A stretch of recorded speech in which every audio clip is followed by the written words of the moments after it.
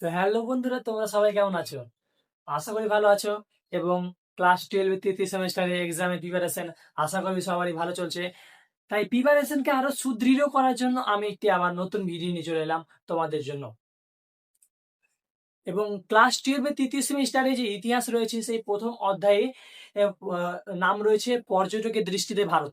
সেই অধ্যায় থেকে মানে হাজার থেকে হাজার 17 খ্রিস্টাব্দে মানে শতকের মধ্যে যে দার্শনিকগুলি এসেছিল তার জীবন কাহিনী জানতে হবে।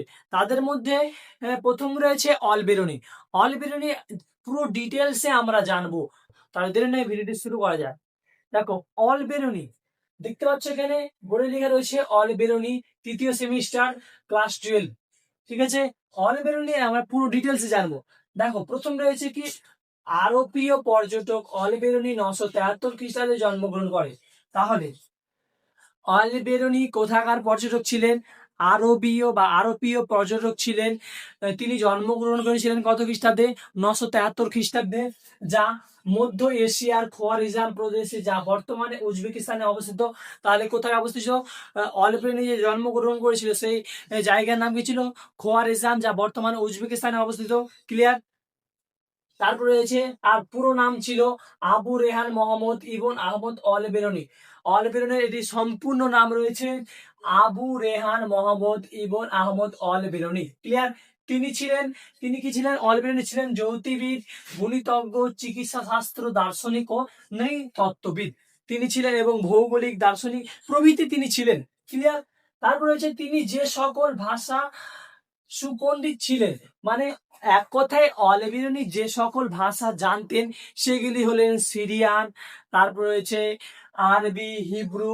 দেখো এখানে লেখা রয়েছে সিরিয়ান, ফরাসি, আরবি, হিব্রু ও সংস্কৃত। এগুলো ভাষায় তিনি পারদর্শিতা ছিলেন। এবং কোন ভাষা তিনি জানতেন না? তিনি গ্রিক ভাষা জানতেন না। এটা মনে রাখবে, অলবেরুনি গ্রিক ভাষা জানতেন না। তারপরে রয়েছে 1017 খ্রিস্টাব্দে সুলতান মাহমুদ খোয়ারিজম আক্রমণ করে। তাহলে সুলতান মাহমুদ কত খ্রিস্টাব্দে খোয়ারিজম আক্রমণ করেছিল?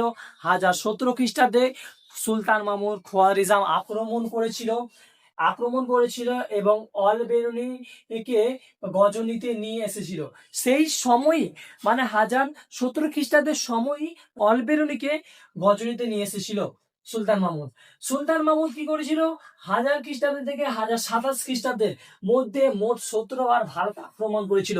তাহলে সুলতান মাহমুদ ভারতে কতবার আক্রমণ করেছিল?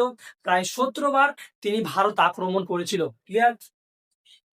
তারপরে আক্রমণ করেছিল ও 1026 খ্রিস্টাব্দে সুলতান মাহমুদ সোমনাথ মন্দির লুণ্ঠন করেছিল।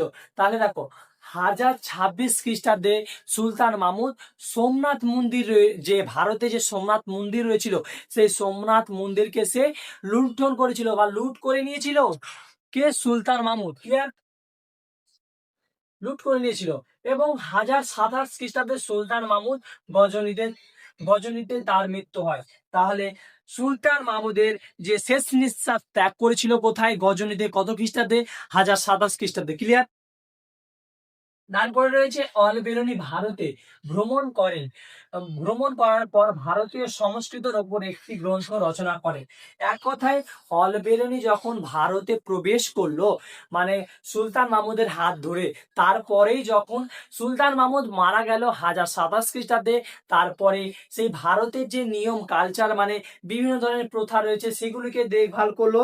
এবং দেখভাল করার পর সামাজিক, অর্থনৈতিক, দার্শনিক বিভিন্ন ধরনের জিনিস দেখভাল করার পর তিনি একটি গ্রন্থ রচনা করলেন। সেই গ্রন্থটি আরবি ভাষায় লেখা কিতাব উল হিন্দ বা তহকিক ই হিন্দ। দেখে নাও এখানে, দেখো, যা 1030 খ্রিস্টাব্দে কিতাব উল হিন্দ বা তহকিক ই হিন্দ গ্রন্থ লিপিবদ্ধ করেন। তাহলে কত খ্রিস্টাব্দে লিপিবদ্ধ করেছিলেন? 1030 খ্রিস্টাব্দে। নাম কি ছিল? কিতাব উল হিন্দ বা তহকিক ই হিন্দ গ্রন্থে লিপিবদ্ধ করেন। ক্লিয়ার? এটা অত্যন্ত গুরুত্বপূর্ণ কিন্তু। তারপরে রয়েছে এই গ্রন্থটির বিষয়ভিত্তিক আশি এই গ্রন্থটির বিষয়ভিত্তিক আরবি ভাষায় লেখা। তাহলে এই অলবেরুনি যে কিতাবুল হিন্দ বা তহকিক ই হিন্দ গ্রন্থটি রচনা করেছিল সেই গ্রন্থটির আরবি ভাষায় লেখা ছিল। দেখে নাও, আরবি ভাষায় লেখা। লেখা তহকিক-ই-হিন্দ নামেও সুপরিচিত। তাহলে কি নামে পরিচিত? তহকিক-ই-হিন্দ নামেও সুপরিচিত। এই গ্রন্থটির বিষয় ভিত্তিক ছিল, ৮০টি অধ্যায়ে বিভক্ত। তাহলে যে কিতাবুল হিন্দ বা তহকিক-ই-হিন্দ এই গ্রন্থটির উপর ভিত্তি করে তিনি ৮০টি অধ্যায় বিভক্ত করেছিলেন। সেই ৮০টি অধ্যায় ছিল সামাজিক, রাজনৈতিক বিষয়ে আলোচনা করা হয়েছিল সেখানে। তারপরে অলবেরনি লেখা কিতাবুল হিন্দ গ্রন্থ থেকে ভারতীয়দের মানসিকতা, রাজনৈতিক অবস্থা প্রভৃতি সম্পর্কে তথ্য পাওয়া যায়। তাহলে কি জানা যায়? দেখো, কিতাবুল হিন্দ এই গ্রন্থ থেকে তিনি কি জানতে পারেন? মানসিকতা, রাজনৈতিক অবস্থা প্রভৃতি সম্পর্কে তিনি তথ্য পেয়ে থাকেন। ঠিক আছে, ক্লিয়ার? তিনি বলেছিলেন, অর্থাৎ অলবেরনি বলেছিলেন, কি বলেছিলেন? ভারতেও সেই সময় সমাজ 4টি বর্ণে বিভক্ত ছিল।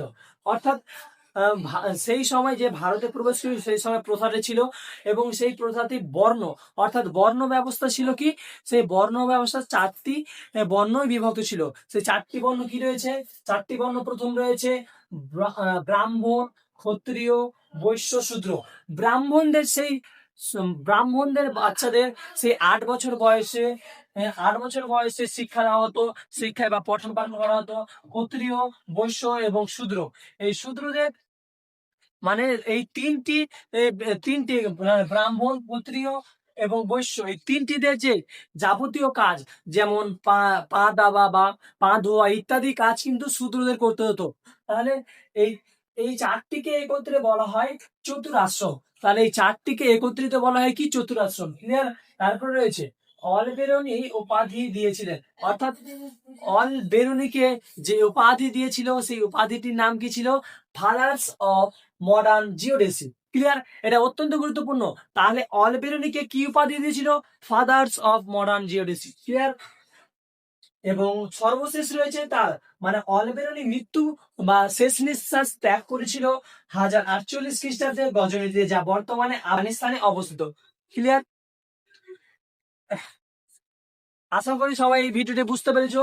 আর কিছু গুরুত্বপূর্ণ টিপস রয়েছে, সেগুলো হলো ইউক্লিড অনুবাদ করেছিল কিন্তু অলবেরনি। তারপর রয়েছে পতঞ্জলি মহাভাষ্য, এগুলো অনুবাদ করেছিল অলবেরনি।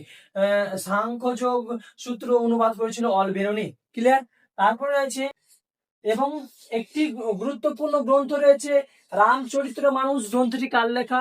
তুলসীদাসের লেখা। অত্যন্ত গুরুত্বপূর্ণ এটা প্রশ্ন। তারপর রয়েছে হিন্দুস্তানের তোতা পাখি বলা হয় তাকে? আমির খুসরোকে। মানে আমির খুসরোকে হিন্দুস্তানের তোতা পাখি বলা হয়। আশা করি ভিডিওটি ভালো লেগেছে। তাহলে ভিডিওটিকে প্লিজ একটি লাইক, কমেন্ট এবং শেয়ার করে দিয়ে দেব। তাহলে পরবর্তী ভিডিওতে দেখা হচ্ছে।